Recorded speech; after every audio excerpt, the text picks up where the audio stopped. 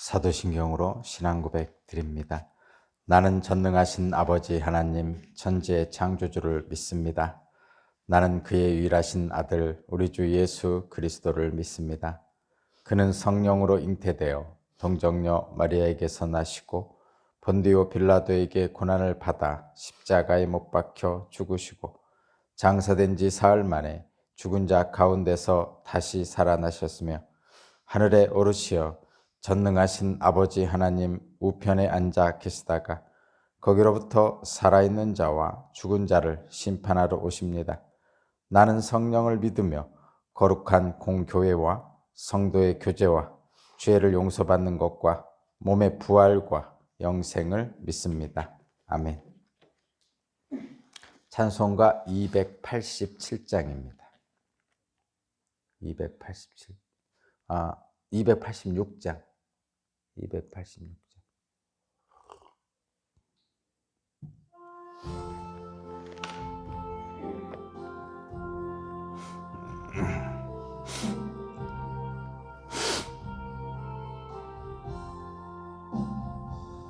주 예수님 내 맘에 오사 날 붙들어 주시고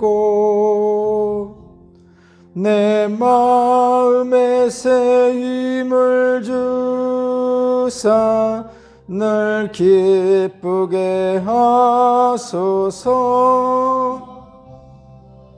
사랑의 주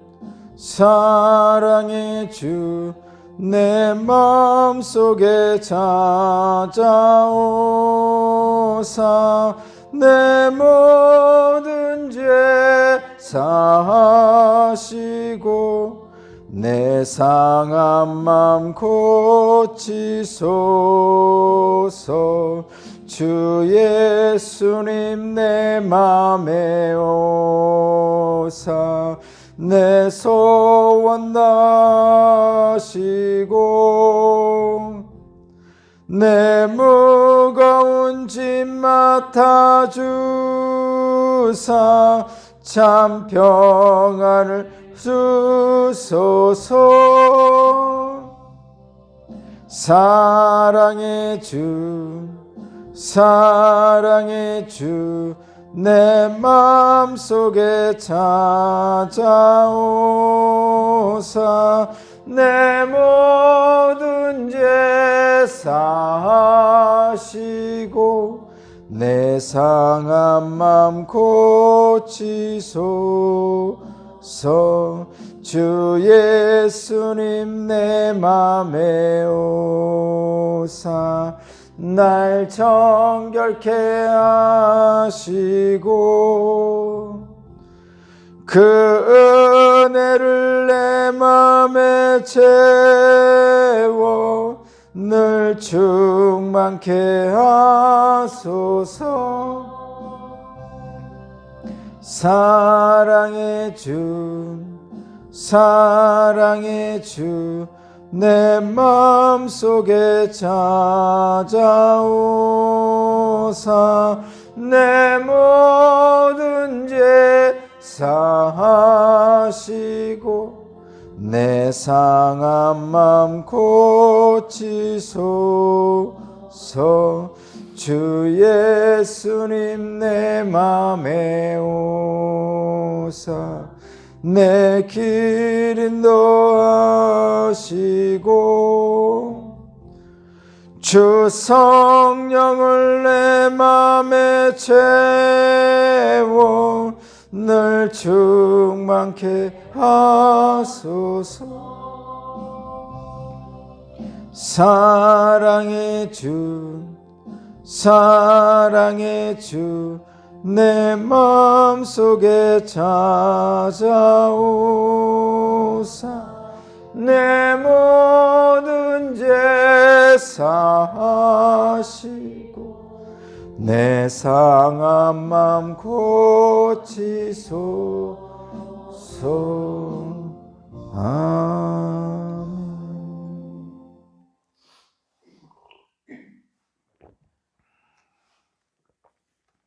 오늘 주신 하나님 말씀은 욥기 20장 1절에서 11절입니다.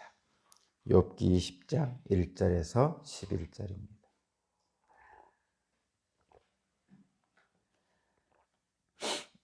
욥기 20장 1절에서 11절까지 말씀을 제가 봉독하겠습니다. 나맛 사람 소발이 대답하였다. 입을 다물고 있으려 했으나 내 말을 듣고 있자니 화가 나서 참을 수가 없다. 내가 하는 말을 듣고 있자니 모두 나를 모욕하는 말이다. 그러나 깨닫게 하는 영이 내게 대답한 말을 일러주겠다. 너도 이런 것쯤은 알고 있을 것이다. 이 땅에 사람이 생기기 시작한 옛날부터 악한 자의 승전가는 언제나 잠깐뿐이었으며 경건하지 못한 자의 기쁨도 순간일 뿐이었다. 교만이 하늘을 높은 줄 모르고 머리가 구름에 닿는 것 같아도 마침내 그도 분토처럼 사라지고 말며 그를 본 적이 있는 사람도 그 교만한 자가 왜 안 보이냐고 물으리란 것쯤은 너도 알고 있을 것이다. 꿈같이 잊혀져 다시는 흔적을 찾을 수 없게 되며 마치 밤에 본 환상처럼 사라질 것이다. 그를 본 적이 있는 사람도 다시는 그를 볼 수 없으며 그가 살던 곳에서도 다시는 그를 볼 수 없을 것이다. 그 자녀들이 가난한 사람에게 용서를 구할 것이며 착취한 재물을 가난한 사람에게 배상하게 될 것이다. 그의 묘에 한때는 젊음이 넘쳤어도 그 젊음은 역시 그와 함께 먼지 속에 눕게 될 것이다.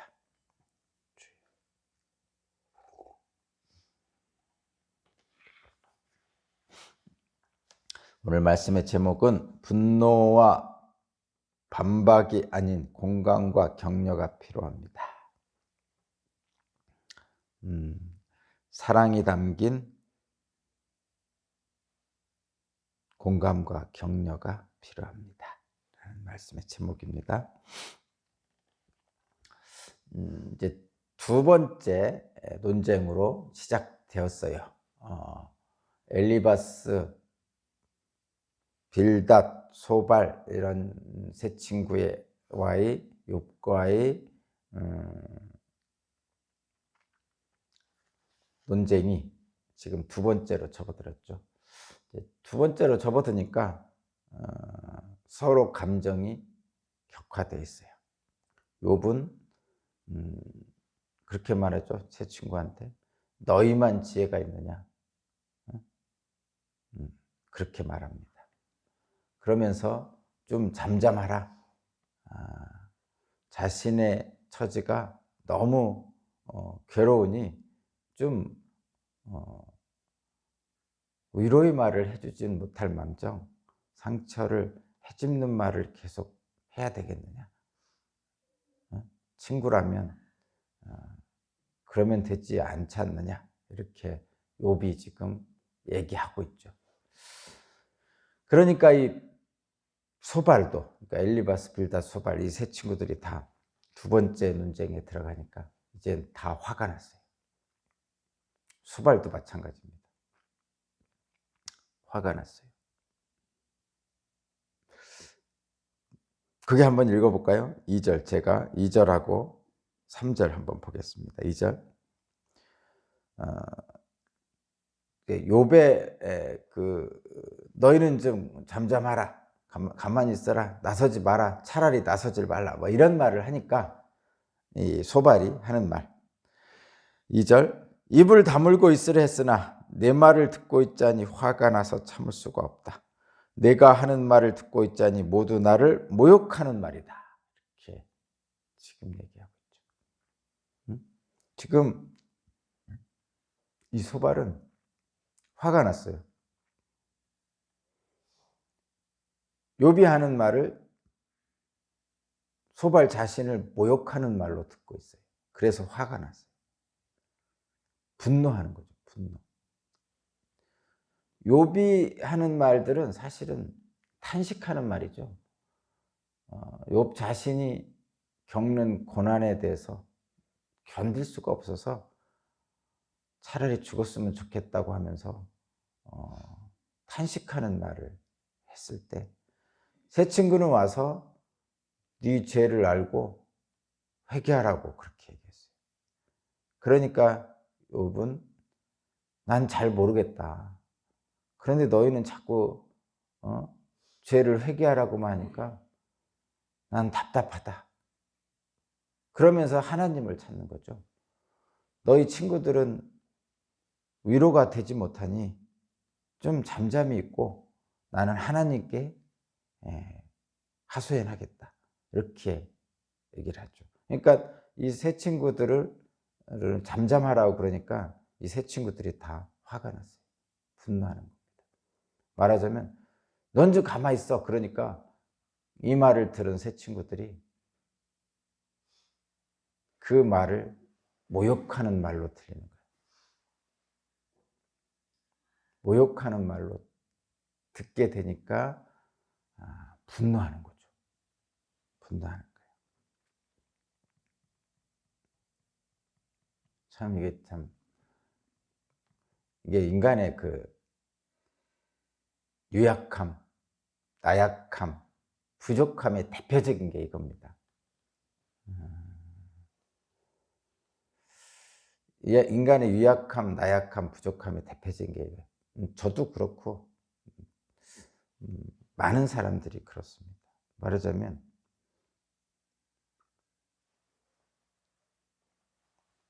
뭔가 의견을 냈든지 누군가에게 무언가를 주장을 했을 때 그것이 받아들여지지 않잖아요. 그럼 맨 먼저 드는 감정이 화나는 거예요. 분노하는 거예요.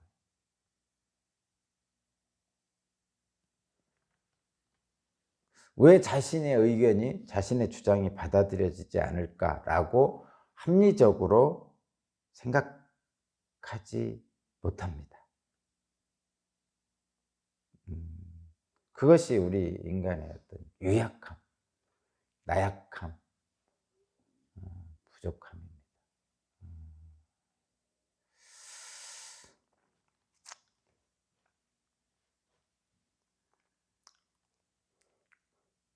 근원은 그거죠. 근원은 뭐냐면 왜 그렇게 그 자기의 주장이 받아들이지 않으면 모욕이라고 느끼냐면 근원은 그거예요. 자기 존재감이죠. 그러니까 모든 인간은, 모든 생명체는 자기가 현재 있다는 것을 드러내야 돼요. 그래서 씨앗들은 발아에서 줄기가 나고 꽃을 피고 이렇게 하는 거죠. 보이는 거예요. 보이는 거. 나 여기 있어 하고 보이는 거죠. 그것이 모든 생명체의 본질이죠. 그러니까 나 살아있어. 이렇게. 살아있네. 뭐 이런 표현도 있잖아요. 죽은 것들은 자신이 살아있음을 나타내지 않습니다. 그러나 모든 생명체는 다 자신이 살아있음을 나타내요. 어떻게든지. 뭐 푸른 잎을 나타내든지 꽃을 활짝 펴서 나타내든지 또는 사자라면 으르렁거리면서 나타내든지 닭은 꼭 끼워하고 울어서 자신이 살아있음을 나타내고 그렇게 합니다. 근데 마찬가지로 우리 인간들도 다 자신이 살아있음을 나타내고 싶어 해요. 그것은 어떤 본성이에요. 본질입니다. 나 살아있어. 이렇게 하고 싶은 거죠. 그것이 이제 잘못됐다는 게 아니라 그거는 그냥 본질이에요. 본질. 죽어서 잠잠하지 않는 한 살아있으면 언제나 그거를 자기 살아있음을 드러내야만 하는 것이 그 생명체입니다. 뭐 동물, 식물, 뭐 인간 뭐 다 마찬가지예요. 개가 짖는 것도 마찬가지고 다 마찬가지입니다. 근데 그것을 드러내기 위해서는 관계와 관계가 있을 때는 사람들은 자기의 의견을 관철시키는 것을 자기 존재를 드러내는 것으로 하죠.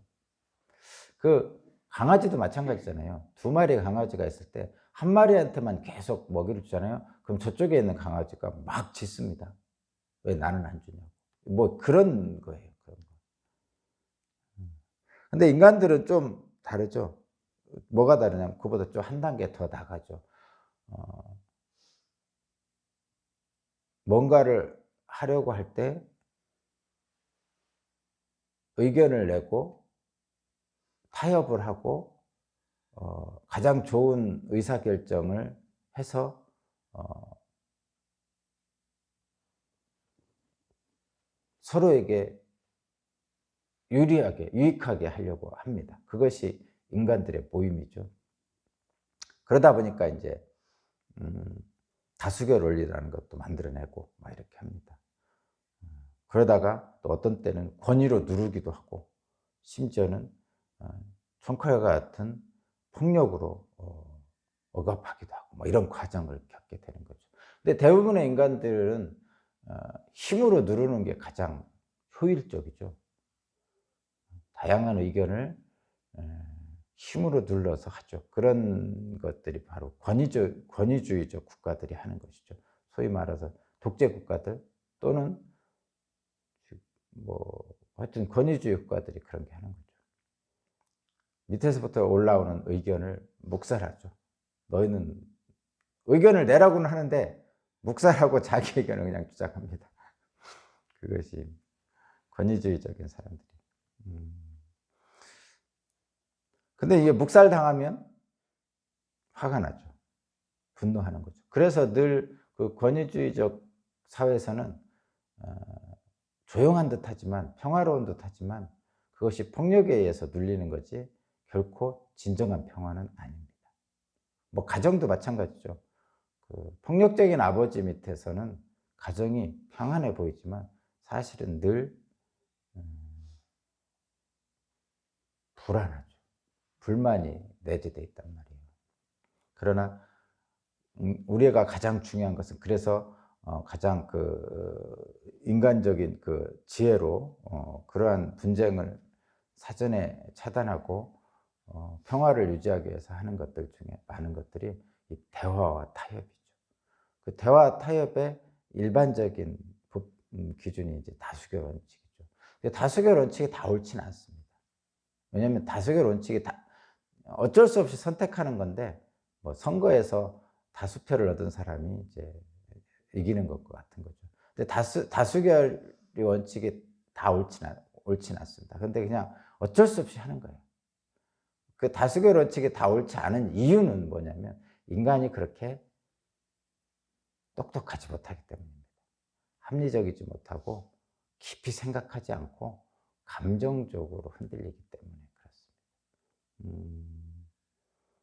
대통령 선거 있잖아요. 다 감정적으로 막 판단하고 행동하죠. 대부분.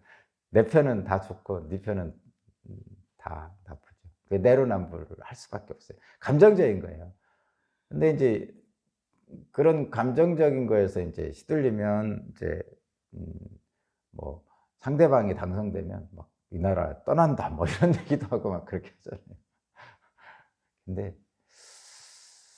근데 글쎄 제가 뭐 정치에 대해서 뭐 구체적으로 얘기할 건 아니지만 우리나라는 이제는 물론 정말 악독한 사람이 나오면 안 되겠지만 우리나라의 정치 체계하고 국민적 그 의식 수준 그리고 합의된 선거 절차 등을 보면요.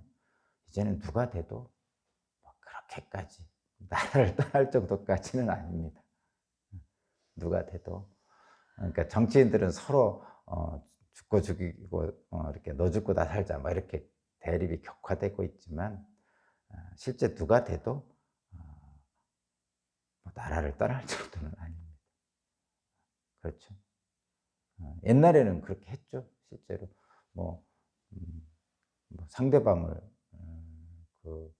숙청한다고 그럴까? 옛날에 공산주의나 권위주의적 국가들은 그렇게 했죠. 뭐 옛날에 히틀러도 그렇게 했고 고대로 보면 왕권 잡은 자들이 그렇게 했고 뭐 이렇게 했는데 오늘날은 그렇진 않잖아요. 물론 뭐 그 정권 잡았을 때의 비리를 뭐 고발한다든가 뭐 재판받는다 이런 건 있지만 그렇다고 해서 뭐 살잖아요. 음? 그죠? 음. 전두환 대통령도 사는데, 그죠? 안 죽이잖아요. 그러니까 나라를 떠날 정도는 결코 아닙니다. 어느 분이 대통령 되더라도 그렇게까지 감정을 상할 필요는 없을 것 같아요. 근데 더 좋은 일은 그런 거죠. 정말 감정으로 판단하는 게 아니고 이성적으로, 좀 합리적으로 정말 내게 나의 삶을 좀 더 유익하고 이쪽으로 만들어줄 사람이 누군가 이렇게 생각하고 판단하는 것이 가장 좋은 것이죠. 근데 이제 그런 생각을 해보면서 단순하게, 그런 세상 일은 좀 단순하거든요. 좀 단순하게 생각해 보면서 좀 더 깊이 이제 말씀을 묵상해 보면, 사실은 하나님은 논쟁을 하는 것을 바라시지 않고 논쟁이 아니라 대화를 하기를 바라시죠. 한마디로 말하면 우리는 하나님과 소통하고 대화하는 것을 기도한다, 그다음에 말씀 읽고 하나님의 뜻을 이해하는 것, 이런 것들을 하나님과의 관계 속에서 대화하고 소통한다, 이렇게 얘기하잖아요. 그러면 영적이다, 이렇게 말하잖아요. 그러면 하나님과 대립하면 안 되겠죠. 감정적으로 대립하면 감정은 늘 분노가 앞서게 되거든요. 그래서 하나님과 대립하고 감정적으로 분노를 하게 되면요, 결국 어떻게 됐죠? 인간은 타락해서 하나님을 피해 숨잖아요. 숨는 거죠. 숨는 이유는 감정이잖아요, 감정. 그래서 아담도 숨었고 가인도 숨었습니다. 그런데도 그런 숨는 타락한 인간을 사랑으로 찾아오시죠. 놀라운 일이에요, 진짜. 그래서 해결점은 딱 하나입니다. 이 세상도 마찬가지예요. 서로 감정적으로 분노하고 그럴 때 역시 해결점은 정말 깊은 사랑입니다. 공감과 사랑. 하나님이 우리에게 베풀어 주신 사랑. 그것만이 완벽한 해결책입니다. 그렇더라고요. 어쨌든 지금 소발은 분노하고 있어요. 욥의 탄식을 모욕으로 듣기 때문에 그런 거죠. 자기를 모욕한다고 생각하는 거예요. 근데 모욕하는 건가 잘 살펴보면요, 지금 소발은 욥에게 뭐라고 얘기하고 있는 거냐면, 자신의 충고를 듣지 않는 욥에게 지금 윽박지르는 거죠. 이 분노한다는 건 윽박지르는 거야. 그러면서 자신의 충고의 정당성을 막 주장하기 위해서 이것저것 갖다 들이대죠. 자신의 충고가 정당하다라는 것을 주장하기 위해서 이것저것 갖다 대는데, 이 소발은 뭐를 갖다 대냐면 4절입니다. 4절, 너도 이런 것 좀 알고 있을 것이다 하면서, 너도 알잖아 하면서 들이대는 게 뭐냐면, 이 땅에 사람이 생기기 시작한 그 옛날부터 이랬다 하면서 말합니다. 여기 뭐야? 니은의 사람이라는 것은 어디죠? 거기 니은의 아담이라고 그러잖아요. 그 다음에 얘기 뭐냐? 아담이 생기기 시작한 옛날부터 들려오는 전통이야, 지혜야 하면서 얘기하는 거예요. 그러니까 보통 자신의 주장이 잘 받아들이지 않으면 자신의 주장의 정당성을 주장하기 위해서 막 옛날부터 있었던 일이야, 너도 알잖아, 이렇게 하는 거죠. 야, 이거 전통이야, 이렇게 주장하는 거죠. 지금 너도 알잖아, 이렇게 하는 거예요. 응?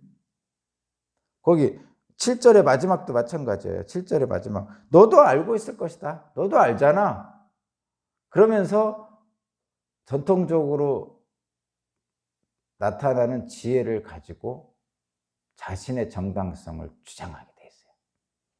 우리도 비근하죠? 우리도 비일비재하죠? 우리도 그렇게 합니다. 너도 알잖아, 그러면서 얘기합니다.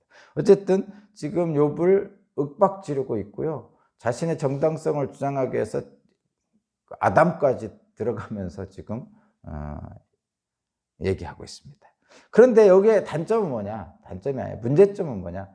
이 소발은 지금 욥의 처지를 전혀 이해하고 있지 않아요. 응? 욥의 그 안타까운 심정, 탄식하는 그 마음을 전혀 헤아리고 있지 않아요. 그저 자기 주장만을 하고 있을 뿐이에요. 이게 문제죠. 그러니까 인간이 참 약하다니까요. 그냥 사실은 누가 제일 괴로워요, 지금? 욥이 제일 괴롭죠. 괴로울 정도입니까? 괴로울 정도가 아니고 이거는 상상을 할 수 없을 정도죠. 그런 고통을 당하고 있죠. 그런데 이 소발은 자기 주장을 안 듣는다고, 자기 말을 안 듣는다고 그 고통받고 있는 욥을 윽박지르고 있는 거예요. 그러니까 고통받는 욥의 심정을 전혀 헤아리지 않고 그저 자기 말만 하고 있는 거예요. 이게 참 인간이 이렇게 약해요. 유약하단 말이에요. 사람이 생각보다 단순하고 감정적이에요. 단순하고 감정적이에요. 그래서 우리가 이제 여기에 단초가 있어요. 여기서 해결될 실마리가 있단 말이에요. 해결의 실마리가. 저도 그렇고 옆 사람하고 누군가하고 우리는 늘 관계를 맺으며 살 수밖에 없어요. 누군가와. 혼자 살 수 없어요, 실제로. 혼자 살면 편하죠. 그래서 결혼도 안 하고 자식도 안 낳고 부모도 안 모시고 이렇게 사는 거를 제일 편하다고 하잖아요. 혼자 사는 게 제일 편합니다. 개 키우면 제일 좋죠. 개는 나오고 의견 대립 안 하니까. 어쨌든 근데 사람과의 관계 속에는 의견 대립 안 할 수가 없어요. 직장도 마찬가지고 집안의 가정도 마찬가지고 동네도 마찬가지고 어느 곳이나 사람과의 관계를 맺습니다. 그러면 분명한 것은 내가 생각하는 것도 있고 저 사람이 생각하는 것도 있단 말이에요. 부모 자식 간에도 그렇고 부부 간에도 그렇고 직장에서도 그렇고 내가 생각하고 뭔가를 생각하고 있다면 저 사람도 뭔가를 생각하고 있을 거란 말이죠. 근데 그게 꼭 같지는 않단 말이에요. 같지는 않아서 그것을 좀 잘 조율하고 타협하고 그래서 해나가면 좋지만 사람은 진짜 단순하고 유약하고 감정적이라서 내 생각이 딱 제시를 하잖아요. 상대방의 의견을 제시하면 그래 한번 잘 생각해보자 이렇게 해서 합리적이고 좀 수준 높은 판단을 하는 게 아니고 대부분은 내가 이런 의견을 내는데 상대방은 반대 의견을 내, 안쪽은 다른 의견을 내. 그러면 감정이 상해요. 그러면서 자기 의견만 주장하면 좋은데 다른 사람의 주장을 반박하게 됩니다. 왜냐하면 자기 주장을 관철하려고 야, 네 건 좀 문제가 있다. 이런 거 잘못된 거 아니냐? 이렇게 합니다. 지금 선거도 마찬가지죠. 서로 자기 주장을 하는 게 아니라 자기 주장의 합리성을 얘기하는 거야. 상대방이 한 거를 잘못한 것을 막 얘기하죠. 이게 네거티브 전략이다 이렇게 표현하죠. 그 인간이 그렇게 생각보다 단순하고 감정적이다 그런 겁니다. 그럼 어떻게 해야 됩니까? 각자의 주장이나 충고가 상대방이 받아들여질만 하고 또 그래서 상대방이 변화되기를 바란다면 어떻게 해야 됩니까? 지금 이 욥처럼 네가 나를 지금 모욕하고 있어 하면서 분노해야 됩니까? 안 되죠. 그러면 절대로 상대방은 변하지 않습니다. 오히려 상대방도 똑같이 분노하고 반박합니다. 당연한 거죠. 그거를 기억해야 돼요. 그럼 어떻게 해야 됩니까? 공감하고 격려하고 그래 너의 의견이 그런 거니? 생각해보니 그런 면도 있겠네. 뭐 이렇게 실제로 말만 하는 게 아니라 실제로 공감을 해야 되죠. 그런 생각까지 했어? 대단한데 격려도 해줘야 되죠. 아무 상대방의 의견을 채택하든 채택 안 하든 그거하고는 상관없는 거예요. 일단은 그래 그런 생각도 있었네 하면서 공감을 해야 되고요. 야 거기까지 생각했어? 하면서 격려도 해야 되죠. 근데 그 의견을 받아들이고 안 받아들이는 건 그 다음 문제예요. 거기까지 일단 가야 돼요. 근데 그렇게 하기 위해서는 뭐냐면 말이 차갑지 않아야 됩니다. 말하자면 사랑이 담긴 말을 해야 돼요. 사랑이 담긴 말만이 공감하고 격려하는 말이고 상대방과 함께 할 수 있어요. 그렇지 않고 자기 말을 듣지 않는다고 분노하고 반박하면 결코 두 사람 사이는 멀어지면 멀어지지 가까워지지 않습니다. 우리는 그것을 인정을 해야 돼요. 우리 자신이 단순하고 감정적이구나. 그리고 그런 나를 바로 발견하면, 빨리 발견하면, 그 순간에 발견하면 제일 좋고요. 왜냐하면 아유 내가 감정적이네. 내가 단순하고 감정적이고 격정을 나타냈네. 그리고 그 순간에 발견하면 내가 왜 이러지? 이러면서 이제 제어가 되거든요. 근데 그게 보통은 다 끝나고 나서 발견이 되죠. 감정적이고 말을 막 했네. 그래서 나중에 후회하잖아요. 어떤 사람은 1시간 후에 후회하기도 하고 집에 가서 후회하기도 하고 잠자기 전에 막 후회하기도 하고 막 그렇게 합니다. 그럼 어떻게 합니까? 일단 인간이 약하고 단순하고 그렇게 해서 그렇게 됐는데 한번 화가 나서 내지르고 왔는데 내지를 때는 참 속 시원했는데 집에 와서 보니까 막 정신 못 차리겠어요. 괜히 얼굴도 화끈거리고 어떻게 하면 되죠?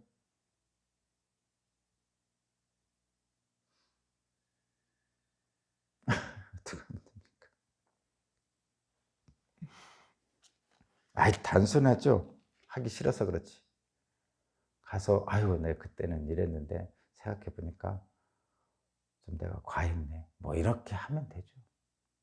소위 말해서 사과라고 하는 거죠. 근데 사과도 늘 사랑을 담아서 해야 돼요. 사과도 사랑을 담아서 해야 되죠. 내가 사과하는데 네가 왜 안 받아? 뭐 이렇게 하면 안 된다는 얘기예요.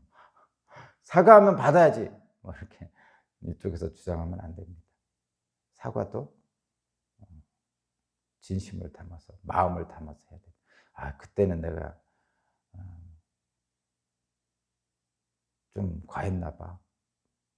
미안해. 뭐 이렇게 진정을 담아서 사랑을 담아서 하면 됩니다. 근데 잘하기 싫죠. 저도 하기 싫어요. 저도 하기 싫어요. 어쨌든 사랑을 담아서 하는 기술도 필요하죠. 기술. 근데 기술은 간단하게 생각하면 좋을 것 같아요. 그냥 이렇게 하는 거예요. 내가 이러면 상대방도 그럴 거야. 그렇게. 그래서 예수께서 말씀하셨잖아요. 네가 그렇게 하게 해주기, 상대방이 너에게 그렇게 해주기를 바라는 것처럼 너도 상대방이가 그렇게 하라는 거예요. 그러면 그게 기술이에요. 다른 기술 뭐가 필요했어요. 뭐 멋있는 데 데려가고 촛불 키워놓고 또는 뭐 꽃을 사다 주고 뭐 이런 것들은 그런 것들은 아주 진짜 소품이고 소품이라고 그러죠. 근데 실제 기술은 원천 기술은 딱 그겁니다. 상대방이 내게 해주기를 바라는 것처럼 내가 상대방에게 하면 되죠. 그게 그냥 완벽한 기술이죠. 다른 것들은 소품이라니까요. 분위기 뭐 이런 거 잡는 것들은 다 소품이고. 그래서 사랑이 담긴 말, 사랑이 담긴 충고, 사랑이 담긴 격려, 사랑이 담긴 공감 이런 것들이 세상을 아름답게 합니다. 오늘도 저와 여러분 그렇게 살아가기를 바랍니다. 기도드리겠습니다. 분노와 반박이 아니고 공감과 격려를 하는 사람이 되기를 원합니다. 하나님이 우리를 찾아오신 것처럼 또 사랑으로 늘 다가오신 것처럼 우리도 그 사랑을 담아 공감하고 격려하는 오늘 하루가 되게 하여 주옵소서. 감사드리며 예수 그리스도 이름으로 기도합니다.